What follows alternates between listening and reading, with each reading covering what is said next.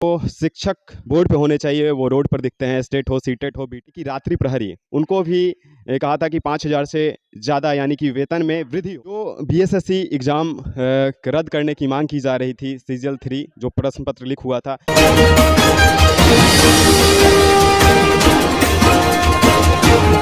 नमस्कार, दिव्य नेशन देख रहे हैं आप। तो आज मैं आरजेडी कार्यालय पर मौजूद हैं सारिका जी के साथ। यह राजद के प्रवक्ता हैं।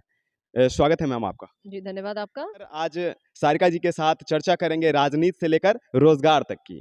तो सबसे पहले उपेंद्र कुशवाहा जो नाखुश चल रहे हैं महागठबंधन से और ख़ास तौर पे राजद से, क्योंकि कह रहे हैं कि उनका जो डील हुई है राजद और जदयू के बीच में, यानी कि नीतीश जी और तेजस्वी जी के बीच में, यह डील जनता को पता चलना चाहिए और जो भी डील है वो साफ-साफ प्रस्तुत होना चाहिए।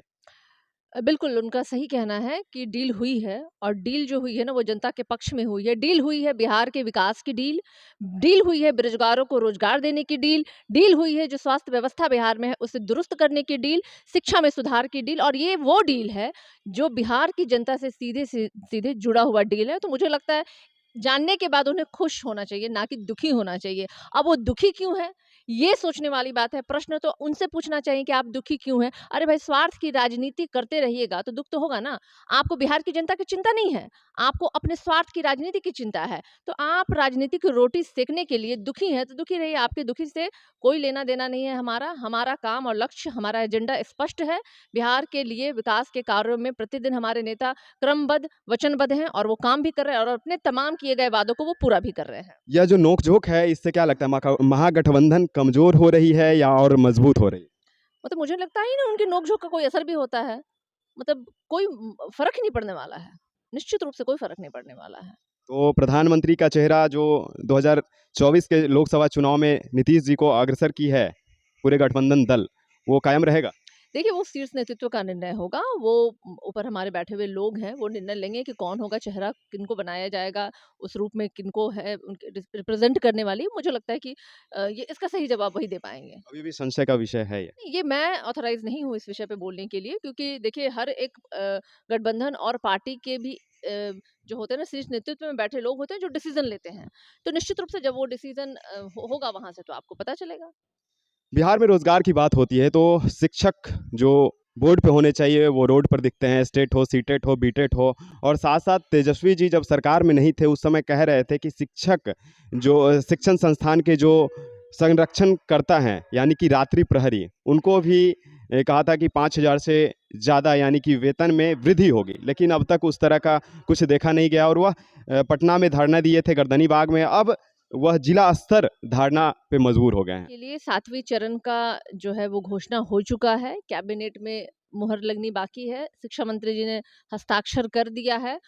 तो सबसे बड़ी बात, जो सबसे लंबित ये था और लगातार परीक्षार्थियों का, अभ्यर्थियों का इस पे प्रदर्शन चल रहा था। तो महागठबंधन सरकार में आते ही एक जो कहते हैं ना सौहार्द, मैं तो कहूँगी पूर्ण वातावरण में, इस तरीके से बेरोजगारों ही नहीं, शिक्षकों से नहीं, मुझे लगता है हर क्षेत्र में लोगों के लिए काम किया जा रहा है, जिसका परिणाम स्वरूप आप देख लीजिए जो 7वीं चरण की बहाली की घोषणा हुई।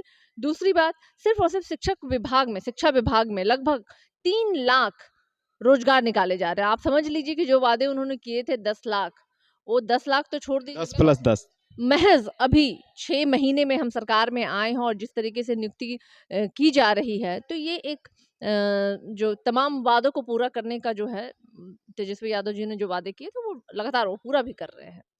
जो बीएसएससी एग्ज़ाम रद्द करने की मांग की जा रही थी, सीजीएल 3 जो प्रश्न पत्र लीक हुआ था, लेकिन पुनः अब 12 फरवरी को बीपीएससी का एग्ज़ाम पुनः होने को है। तो क्या लगता है कितने आयोग जो है सुदृढ़ रूप से उस परीक्षा को सफलतापूर्वक कंडक्ट करवा पाएगी?